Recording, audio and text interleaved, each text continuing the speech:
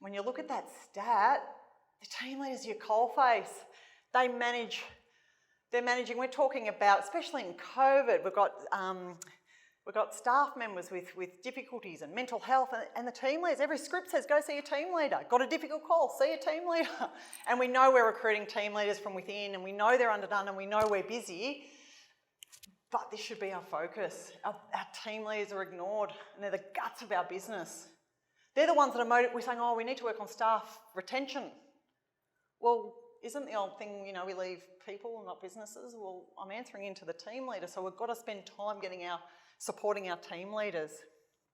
And what then happens is, because team leaders, quite often we bring them up from their teammates, and then we might give them, I might be young, I might be in my 20s, and you give me some 45-year-old over there that's, really hard-ass, and he's been here for 20 years, and I'm not going to tell him.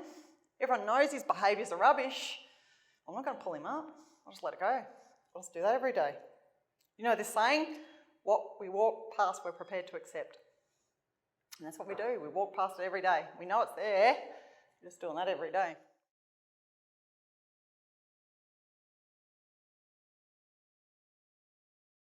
She said, Jodie, I've got 10 staff, this team leader, and 10 out of 10 have mental health problems.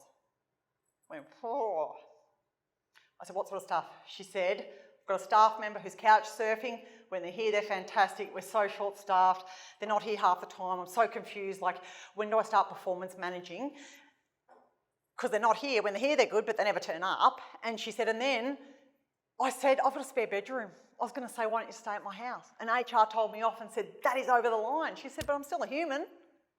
And so we actually are now doing mental health training for leaders. Where's their boundaries? How do team leaders know where their boundaries are? I think we're all a bit blurred on this topic at the moment. And we also have, unfortunately, had to launch, for the out of need, suicide awareness training. I say unfortunately, it's not nice that we're in that space, but we need to start having these convos. And when we were rolling this out, the group that we were piloting it with said, you know what we need? We need a guide for team leaders how to support staff after a call. Not in that moment, in the moment, the next day, a week later, 2 weeks later, a month later. People can be shaken after a call like that 2 weeks later. In the moment, they want to show they've got bravado and resilience because they want to keep their job. They want to show they can take a call like that. And in this particular organisation, the collector quit after a bad call. So it's about supporting our team leaders because now they're dealing with mental health and they're dealing with all of these sort of things on the floor, which makes it really tricky for them.